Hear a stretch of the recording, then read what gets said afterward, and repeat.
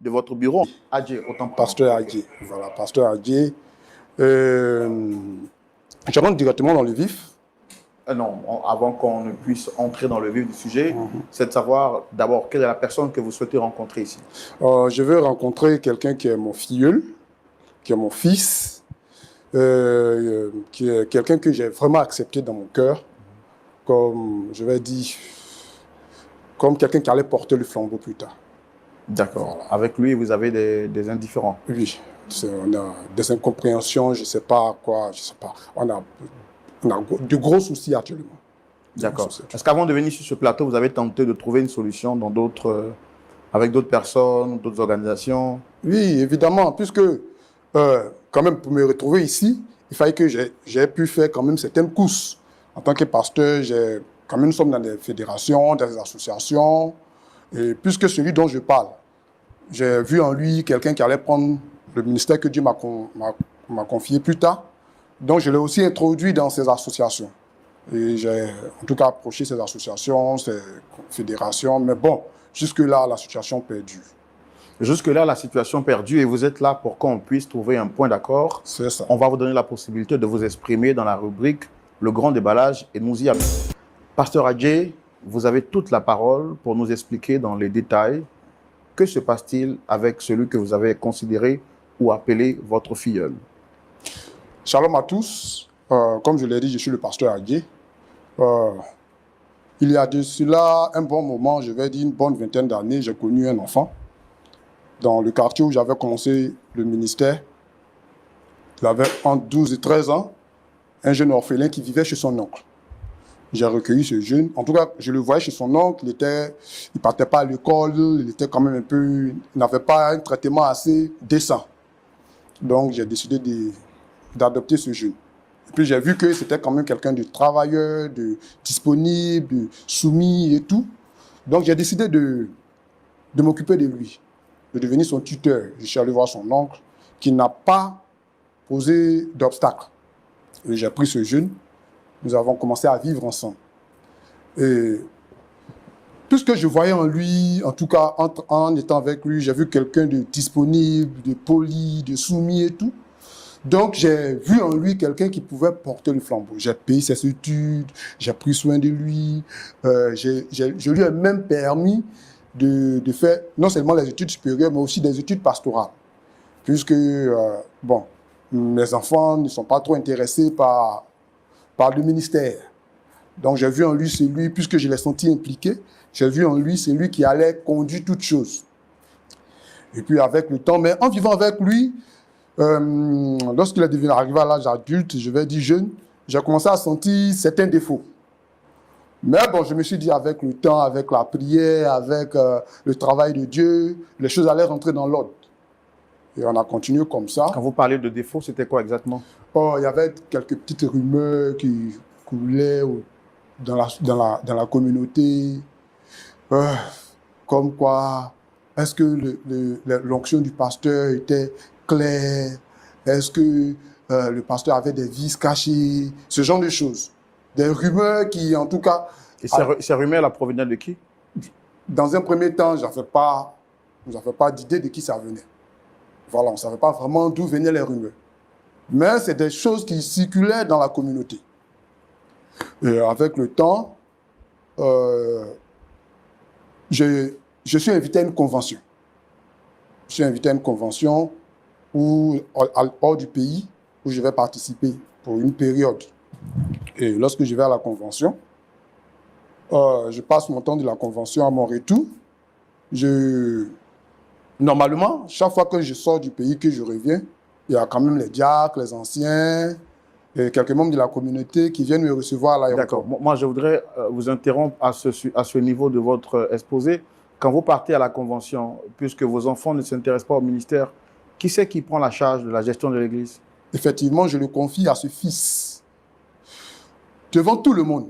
C'est-à-dire que je le présente à la communauté comme, j'ai envie de dire, mon relais, mon représentant. C'est-à-dire que, comme c'est lui qui gère les choses pendant que je ne suis pas là. Donc, que ce soit les prêches. Évidemment, il y avait des serviteurs de Dieu que j'avais programmés pour certaines activités au niveau de la communauté. Mais j'avais orienté toute la communauté vers lui, en disant que c'est lui qui devait conduire la communauté, les prêches ponctuels, hebdomadaires. Et s'il y avait des besoins urgents, il fallait aller vers lui. Donc, c'était lui, je peux dire que j'ai mis comme toute la communauté. Donc, il faisait office de votre assistant? C'est ça. Ou de votre second? C'est ça. OK. Donc, je pars, je finis ma convention, je reviens. Bon, à l'aéroport, je ne vois personne. Ça me fait un petit tic, mais je me dis... Quand vous dites que vous ne voyez personne, ça veut dire quoi? Comme je l'ai dit tantôt, généralement, quand je reviens, il y a au moins le diacre, les anciens, quelques responsables de l'église, accompagnés généralement de mon filleul. Donc, ce n'était pas votre premier voyage à l'extérieur? Non, ce n'était pas le premier voyage. Qui viennent me recevoir. Mais ce jour, il n'y a personne. Bon, j'essaie de joindre les filleuls. En tout cas, je pense qu'on ne se comprend pas. Donc, bon, je viens, j'arrive au domicile à l'église. Le dimanche qui suit, je constate qu'il n'y a personne. Mon filleul n'est pas là. Les diacres, les anciens, les fidèles, les responsables, il y a juste quelques jeunes qui sont là. Vous avez fait combien de temps à l'extérieur? Oh, j'ai fait 3 mois. OK. J'ai fait 3 mois. Donc, il y a juste quelques jeunes qui sont là. Bon, je les appelle. Tantôt, ils ne décrochent pas. Tantôt, ça ne passe pas. Tantôt, on me raconte des histoires que je ne comprends pas vraiment.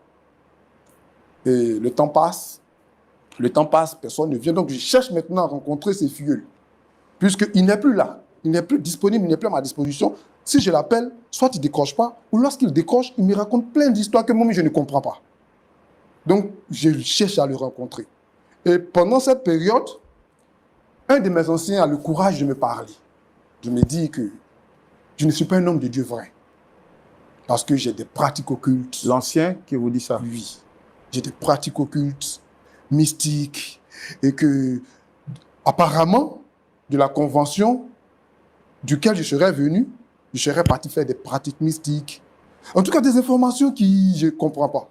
Et qu'ils ont les preuves, et que mon filleul leur aurait montré les preuves. Je ne sais pas, je ne comprenais rien. J'étais vraiment sous le choc.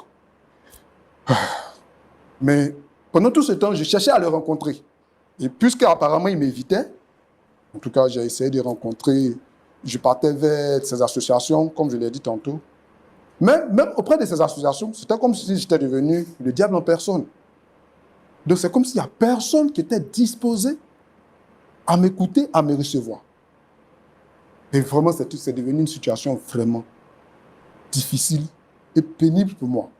Parce que je n'arrive plus à rentrer en contact, non seulement avec les dirigeants de la communauté, avec les différents responsables, avec le diaconat, avec les anciens, avec même quelques pasteurs, jeunes pasteurs que j'ai eu à former, et quelques fidèles aussi.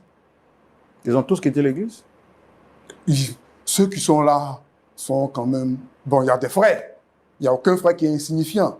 Mais je veux dire que la majeure partie, voilà, je n'arrive plus à les avoir. Et d'après ce qui me revient, ce serait mon filleul qui serait à la base de ça. J'ai tout fait pour le rencontrer. J'ai tout fait, je vous dis que j'ai tout fait. Je suis passé par tous les moyens pour le rencontrer. Mais je n'arrive pas à l'avoir. C'est la raison pour laquelle, en tout cas, je l'ai convoqué devant vous. Pour pouvoir l'écouter, pour savoir ce qu'il en est. Pour moi aussi être situé. Parce que là, jusqu'à maintenant, je suis dans le flou total. Je suis carrément perdu. Vous êtes dans le flou total, vous le dites si bien, et justement, nous avons entendu votre version des faits, pasteur Tchoumo, pasteur Kwame. Frère Philippe, monsieur Philippe, c'est bien ça? Pasteur Philippe. Oh, d'accord. Merci, excusez-moi. Pasteur Philippe. Oui. Ok. Depuis quand?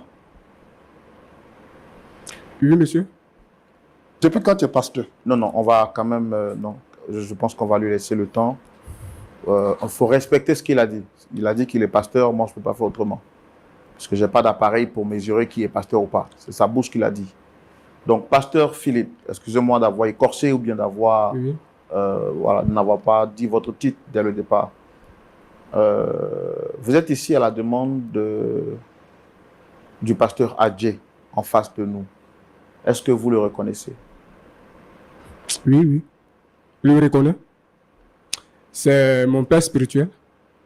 Bon, c'était. Ah bon? C'était mon père spirituel. Ah bon?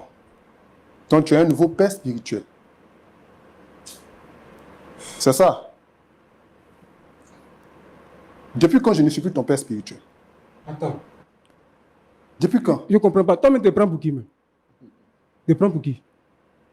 Toi, un faux type comme ça, un faux pasteur, Ah bon? un pasteur même qui ne s'occupe pas de ses fidèles. Ah bon? Je ne m'occupe pas de mes fidèles. Je ne m'occupe pas de mes fidèles. Oui, oui, oui. Tu es le premier fidèle de qui je me suis occupé. Tu comprends? Grâce à qui tu es parti à l'école? Oui. Qui t'a mis à l'école? Jusqu'à ce que tu arrives à l'université. Qui a payé ça pour toi?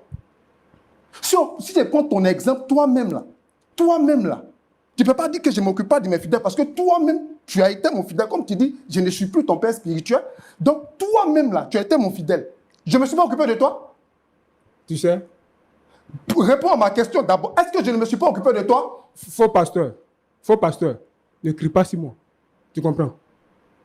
Je suis un Non, mais pasteur. c'est Donc pas quand la tu peine. parles avec moi, parle-moi avec respect. Tu comprends? Mais depuis quand tu as été ordonné pasteur? Oui, c'est vrai, j'ai payé ta formation. Est-ce que tu as été ordonné? Je ne cause pas avec les Est-ce enfants. que tu as été ordonné pasteur? Je ne cause pas avec les enfants de Depuis démons. quand tu es Je pasteur? ne cause pas avec Satan. Tu comprends? Si tu es devenu féticheur, ça c'est ton problème avec ton père Satan. Tu comprends? Non, mais c'est pas vrai. C'est pas vrai. Un pasteur qui ne s'occupe pas de sa fidèle, mais- un pasteur qui se permet de voyager comme il veut. Le voyage que je fais là, c'est pour aller me balader? Tu sais où tu es quitté? C'est pour aller en tourisme? Et tu sais où tu es C'est pas parti? pour le ministère? Tu sais où tu es parti? C'est pas pour le ministère que je voyage? Arrête ça! C'est pas Quel pour- c'est pas ministère? pour sauver les âmes. Quel ministère? Quel ministère? Hein? Nous deux, on sait où toi tu es parti. Et c'est où tu es parti? Tu dis ministère. Un faux pasteur, un menteur comme ça. Ah Un bon? imposteur. Je suis un imposteur. Oui, tu es un imposteur. Et c'est cet imposteur-là qui t'a nourri, qui t'a blanchi, et tu es devenu ce que tu es. C'est Dieu qui m'a Ça, nourri. C'est Dieu qui m'a nourri. C'est pas toi. Tu Oui, comprends? Dieu a utilisé qui? Celui que tu as appelé ton ex-père spirituel. Vraiment, frère, il faut faire attention à toi. D'accord. OK. Et si je ne fais pas attention, moi, tu vas faire quoi? C'est pas moi qui vais faire quelque Tu vas chose. faire quoi? D'accord. Je suis capable de te gifler et puis tu ne vas pas croire. Non, on ne va pas parler de violence ici. Ce n'est pas le plateau de la violence. Ici, c'est l'argument, c'est la force des Non, mais arguments. c'est pas vrai. On n'utilise pas la violence ici. Alors, pasteur Adjé, vous lui avez demandé d'être là. Au départ, c'est vrai que les choses ne vont pas très bien. Qu'est-ce que vous lui reprochez exactement alors qu'il est présent devant nous tous? Alors, je pense que je commence à mieux comprendre ce qui se passe. C'est comme si ce fils, il est devenu Absalom dans ma main. Il est en train de me faire un putsch dans ma communauté. Frère Dans ma Roland. communauté que Frère Roland. Dieu m'a accordé la grâce de pouvoir conduire. En tout cas, c'est ce que je perçois. Parce que dire que je suis un faux pasteur, que je suis un imposteur,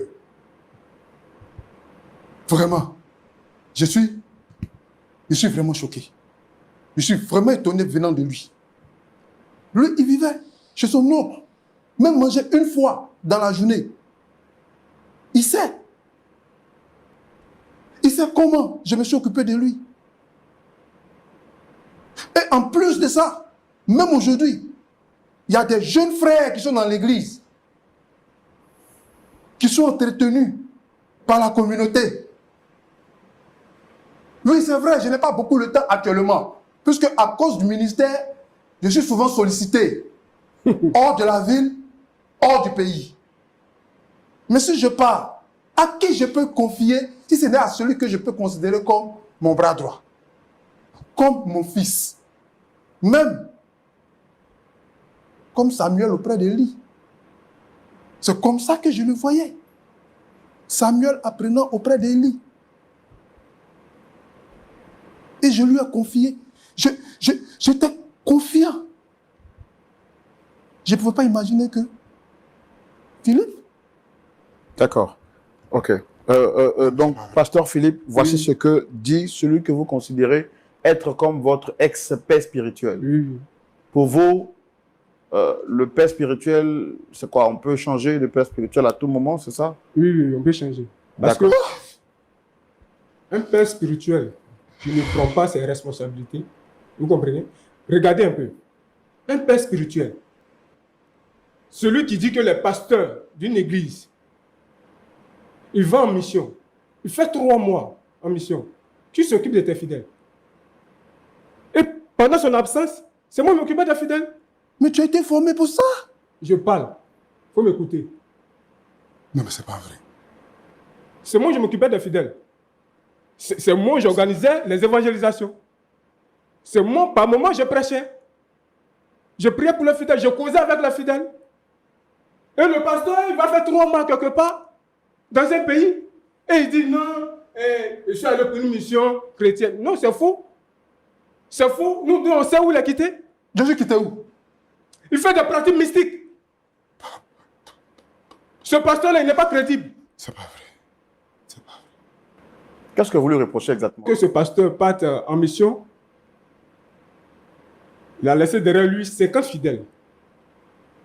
50 fidèles.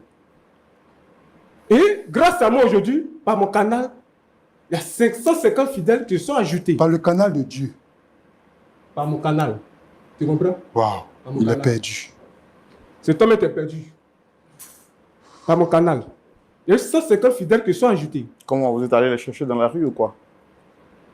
Vous voyez? C'est ça, on voit qui est le vrai serviteur de Dieu. La même manière que Dieu a révélé à Paul qu'il est le serviteur de Dieu, c'est la même manière aussi que Dieu est apparu dans mon rêve. Et il m'a révélé que je suis le serviteur de Dieu, le véritable serviteur de Dieu de l'Église. Et celui-là, c'est un imposteur, un faux pasteur. Et donc, les 150 fidèles qui se sont rajoutés, Oui. c'est quoi? C'est vous qui êtes allé les appeler? Qu'est-ce que vous avez fait pour qu'ils arrivent? Vous voyez? Dieu, j'ai cherché la face de Dieu. J'ai prié Dieu. J'ai causé avec Dieu. Et Dieu aussi m'a répondu. Et en prenant, c'est-à-dire que ma manière de faire, de causer avec ses fidèles, ces personnes-là m'ont suivi. Parce que lui, il ne sait pas causer avec des fidèles. Il ne sait pas prendre les fidèles. Il ne sait pas causer avec des personnes. Lui seulement, il est là pour maudire, maudire, maudire, maudire. Si un pasteur maudit comme ça ses fidèles, vous croyez que le roi est fidèle dans l'église?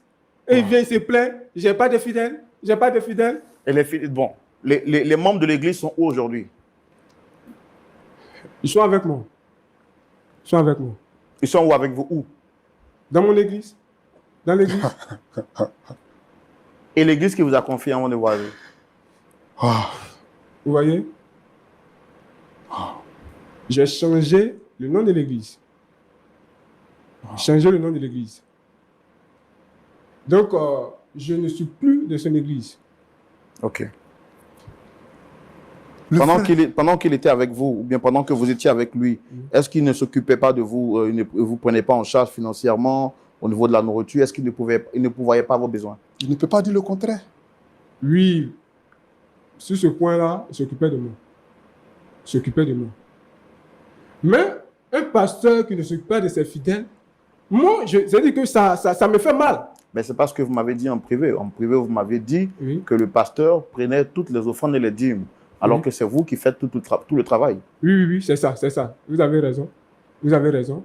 Vous voyez, un serviteur de Dieu, normalement, quand tu quittes un voyage, c'est-à-dire quand tu viens, tu dois d'abord demander, après, mes fidèles, comment ça s'est passé, toutes ces choses. Ce qui demande, l'argent. Ouais, les dîmes, qu'est-ce qu'ils ont fait? Les dîmes. Il faut demander la vie de tes fidèles d'abord. Mais il ne s'occupe pas des fidèles. Il ne se soucie même pas de ses fidèles. C'est de l'argent seulement il parle.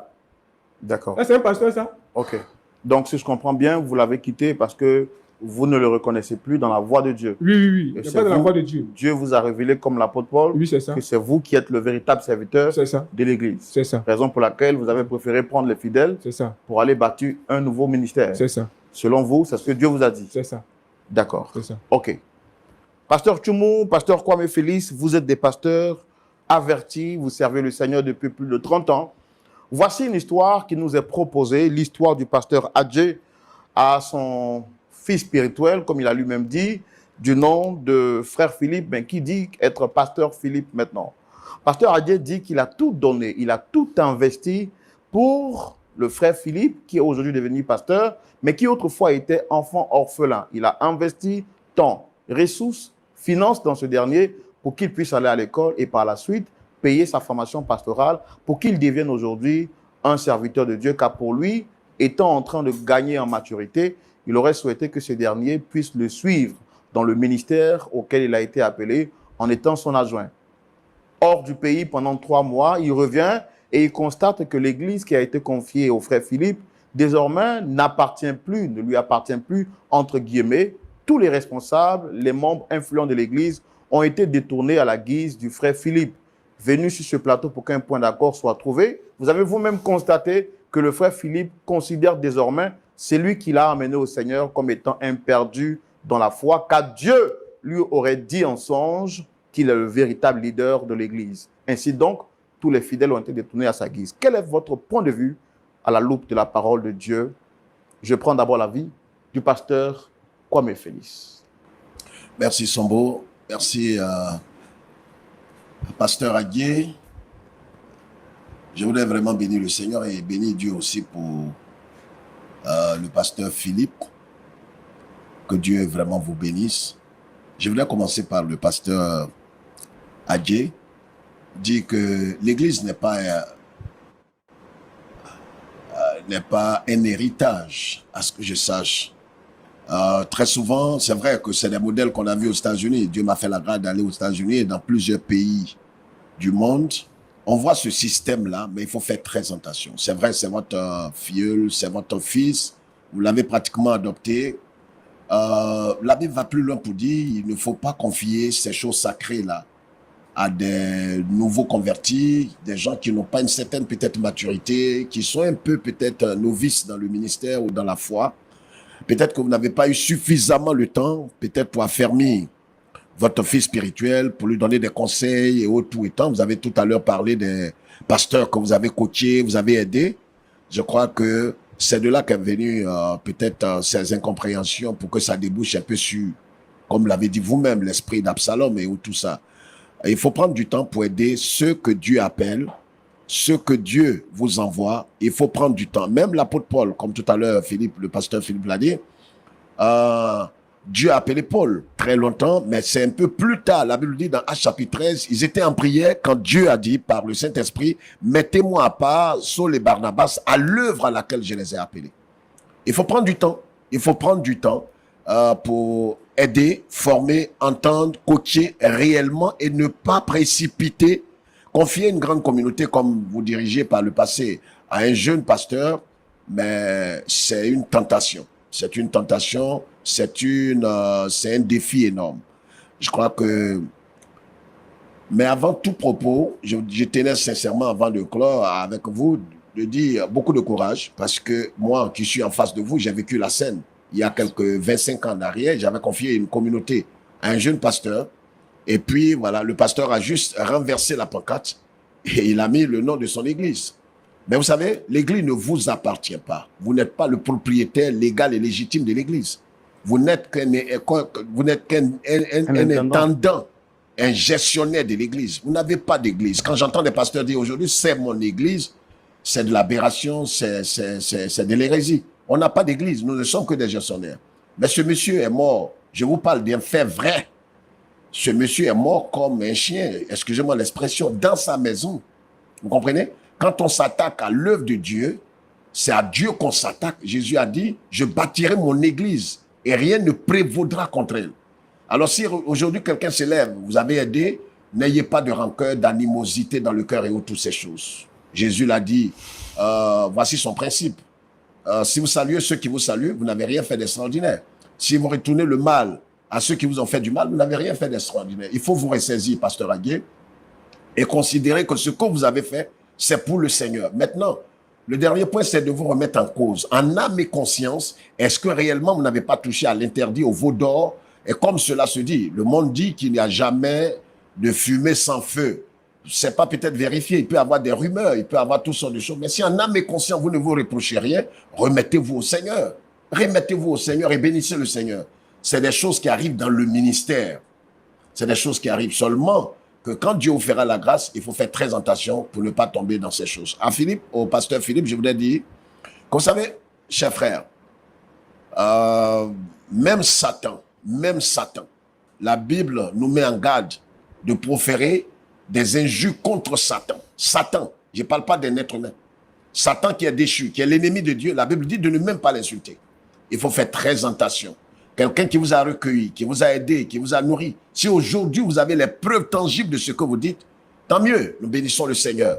Et vous approchez votre Père. L'attitude que vous devez avoir, c'était de l'approcher dans l'humilité et lui dire réellement, voilà ce que j'ai constaté, voilà ce que j'ai vu, pour l'aider à se repentir si réellement il se reconnaît dans ces choses.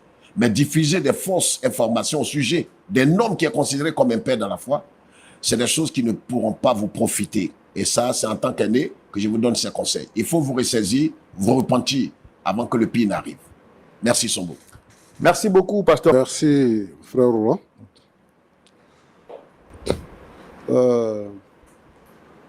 Mon frère Adjé. Oui, pasteur. Tu dis quoi? C'est toi qui l'as élevé? C'est toi qui l'as élevé? C'est moi qui l'ai élevé, pasteur. Et il avait quel âge quand tu l'as pris? 12 ans. 12 ans. 12 ans. Et tu l'as élevé juste à cet âge-là? Oui. Donc tu as investi en lui? Vraiment, on peut dire comme ça, oui. Ok, d'accord. Donc, c'est ta paye comme ça, quoi. Il te paye. Il te paye comme ça. On peut dire ça comme ça, parce que c'est ce qu'on observe. D'accord. Parce qu'en le voyant réagir, on peut dire que c'est le retour est-ce que de ce Matthias. qu'il a dit là, c'est vrai ou bien c'est pas vrai? C'est-à-dire que, est-ce que tu as des pratiques mystiques? Pasteur, vous savez, s'il y a des pratiques mystiques, en tant que serviteur de Dieu, même en tant que serviteur de Dieu, si j'ai des pratiques mystiques, je ne crois pas que c'est comme ça que Dieu va me dévoiler. Je ne crois pas. Il y a une autre façon de te dévoiler. Je ne crois pas que Dieu va me dévoiler. Pasteur, regardons l'agissement du frère. Non, je parle de toi. Oui. Est-ce que tu as des pratiques mystiques? Non, Tu n'as pas de pratiques mystiques. mystiques. D'accord. J'ai compris. Philippe, Oui, pasteur. tu es pasteur? Je suis pasteur. Tu as été consacré quand? Dieu s'est révélé à moi. Dieu s'est révélé à toi, je suis Oui, d'accord. Tu as été consacré quand? Dieu s'est révélé à moi. Tu as été consacré quand? Il faut Réponds répondre à la à ça. question. Mais vous m'avez posé la question. Laissez-moi répondre. Oui, mais dis-moi, Mais laissez-moi tu as été répondre. consacré à telle Dans date. le jour.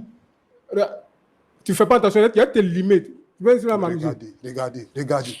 C'est la même Non, importance. moi, en fait, Quelqu'un qui va ce conduire que un peu. Non, pardon, laisse-moi. Moi, en fait, ce que je vois là, ça ne m'inspire pas confiance.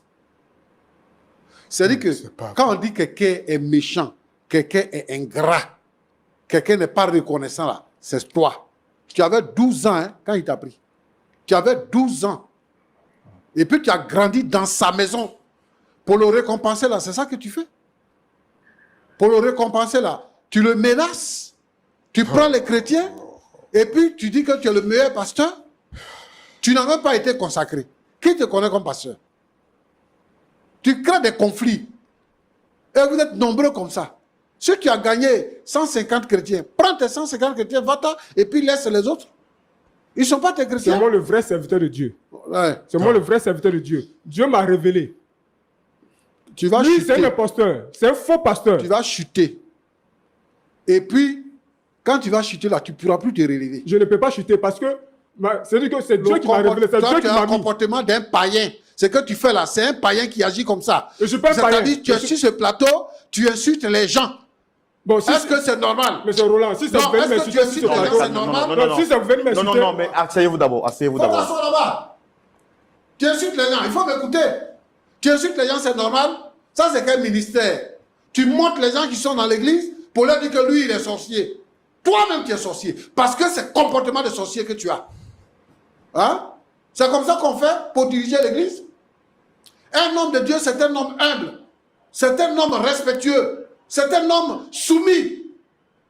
Il dépend de l'Esprit de Dieu. Mais lui, il a soumis. Toi, tu... Lui, Je il a parle de soumis. toi. Lui, Je il a parle de soumis. toi. Toi, tu dis que tu as reçu, tu as causé avec Dieu. Comme ça, là. Comme ça, là, tu as causé à Dieu. C'est toi, au contraire, qui as causé à Satan. Et ce sont des plans diaboliques que tu as mis en place pour destituer un homme qui t'a fait. Un homme qui t'a fait pour le destituer. Ce que je sais, c'est Dieu qui m'a établi. Et Roland, Pasteur, C'est Dieu qui m'a tu établi. vois ce genre de personnes-là. oui. C'est-à-dire que même si ce n'est pas affaire des dieux, si ce n'est pas affaire des pasteurs, quelqu'un qui t'a recueilli chez lui depuis que tu avais 12 ans, il t'a élevé, il t'a scolarisé. Tu es orphelin, hein? Il n'est pas ton parent. Et il a fait tout ça pour toi. Maintenant que tu es devenu quelqu'un, tu te retournes contre lui. Et tu dis qu'il est mystique. Quand tu étais chez lui, là, il ne pouvait pas te tuer en tant que mystique. Non, non, non. Aujourd'hui, les églises qui pullulent, là, la plupart de ceux qui se font appeler prophètes, apôtres, machin, tout ça, c'est leur comportement. Et ce genre de choses-là, nous ne cautionnons pas ça.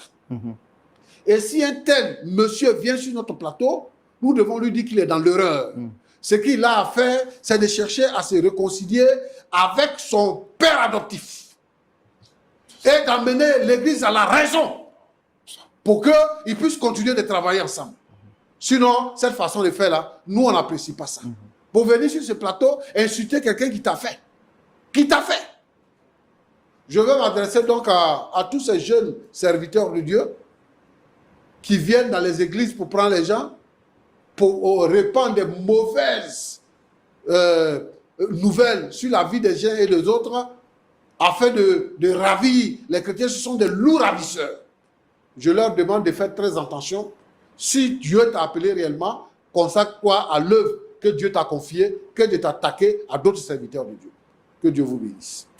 Amen, Mais est-ce qu'on peut dire aussi un mot à l'endroit des fidèles de l'Église, quand même, qui suivent le pasteur, parce que le pasteur peut être dans l'erreur, et puis le fidèle aussi peut être à même, comme les chrétiens de Béret, d'interpeller le pasteur pour dire « Ah, ce que tu fais là, c'est quoi mais Oui, tout à fait, Roland. Moi, je crois que le pasteur Kimo, comme d'habitude, a été très clair avec les pasteurs. Mais les chrétiens doivent lire la parole de Dieu. Nous ne sommes pas dans l'Antiquité où les gens vous diront « Non, quand vous lisez la Bible, vous allez devenir fou. » Non, nous sommes aujourd'hui dans les temps de la fête. Nous sommes dans les temps de la fête et chacun de nous doit examiner toutes choses à la lumière de la parole du Seigneur. Toutes choses. Tous ces hommes qui ont suivi le pasteur Philippe, est-ce qu'ils réellement ils sont convertis? Est-ce qu'ils sont nés de nouveau? Est-ce qu'ils lisent leur Bible clairement? Si réellement, c'est pas l'attitude qu'un homme doit avoir vis-à-vis d'un pasteur. Non, pas du tout. Même si le pasteur était peut-être dans les loges ou dans des pratiques, approchez-le, parlez avec lui. Et s'il ne veut pas se repentir, alors vous utilisez la voie légale, c'est de quitter la communauté. C'est cette manière qui est chrétienne, c'est cette manière qui est biblique. Donc les chrétiens eux-mêmes ne doivent pas suivre aveuglement un loup ravisseur, comme Pasteur Kim le dit, et comme la Bible le dit, un loup ravisseur, quelqu'un qui vient aujourd'hui. Et la plupart aujourd'hui des jeunes communautés, pas toutes les églises, mais la plupart des jeunes communautés qui s'implantent, c'est sur la base de division, de rumeurs, de mensonges, de calomnies qu'on met sur le dos, vraiment peut-être du leader. Et puis, voilà, on va créer une église. Mais là aussi, Sombo, il faudrait que réellement le pasteur entre en lui-même, comme on a demandé au pasteur Agué, en entrant en lui-même. Dieu seul est notre juge. Si en âme et conscience, vous savez que vous n'êtes pas vraiment dans ce qui est dit, ce qu'on vous reproche si ce n'est pas la vérité, mais remettez tout entre les mains du Seigneur. Dieu est le véritable juge qui juge toutes choses en tout temps et en tout lieu et au temps opportun. C'est ce que moi je peux dire. Que les chrétiens lisent la parole de Dieu et qu'ils ne se laissent pas distraire. La Bible dit en 1 Jean chapitre 4, n'ajoutez pas foi à tout ce qui est dit. Examinez toutes choses à la lumière de la parole de Dieu. Ces gens qui ont suivi Philippe, mais ils l'ont suivi pourquoi? Parce que la plupart sont mal affermis. Ils n'ont pas compris. Réellement. D'abord, le frère, comme le pasteur qui vous l'a dit, en dehors même de la foi chrétienne, quelqu'un qui vous a élevé, qui vous a aidé, qui a fait tout, en dehors de la foi chrétienne, on n'a pas cette attitude. C'est de l'ingratitude, c'est de la méchanceté, et c'est tout sauf le christianisme. Je crois que le frère doit se repentir, même si demain il doit aller faire son ministère, et il faudrait qu'il soit accompagné par son père spirituel. Il a dit quelque chose tout à l'heure, ça m'a fait tiquer. Il parle d'ex-père spirituel. Il n'y a pas d'ex-père spirituel. On peut avoir un ex-ami, mais pas un ex-père. Il n'y a pas d'expert. Vous comprenez? Et on a toujours un Père qui est là, qui nous aide et qui nous bénit. Même le diable, Roland Sombo, le diable, Dieu nous ordonne de ne pas l'insulter. À plus forte raison, un canal qui a été une bénédiction pour vous. Je crois que Philippe doit se ressaisir avant que le pire n'arrive. Je le dis pour une deuxième fois, avant que le pire n'arrive. D'accord. Merci beaucoup. Pasteur, tu me voulais dire quelque chose par rapport aux fidèles aussi? Oui, bon, vous avez posé la question. Ici, c'est de savoir, il s'agit de quel genre de fidèles. Donc, ça dépend même de l'enseignement que Adjé a donné. Donc, si Adjé lui-même, il n'a pas une formation en tant que tel pour affermir les frères, il va s'en dire que lorsqu'il va avoir une petite turbulence, tout le monde va partir. Donc, c'est ce qui est arrivé. Mais particulièrement, je veux dire aux frères et aux sœurs de faire très attention, d'observer la saine doctrine, de demeurer dans la foi et de suivre le vrai chemin. D'accord. Voilà. Pasteur Adjé, vous avez écouté le conseil du pasteur Tchoumon, du pasteur Kwame Félix. Est-ce que vous avez quelque chose à dire? Oui. En 30 secondes. Moi, je vais dire merci au ministre de Dieu. Je crois qu'en les écoutant, mon cœur a été un peu apaisé. Vous savez, je suis aussi homme. Donc, en tant qu'humain, j'ai des ressentiments en voyant mon jeune frère par son action. Mais en écoutant les ministres de Dieu, aussi mon cœur est apaisé.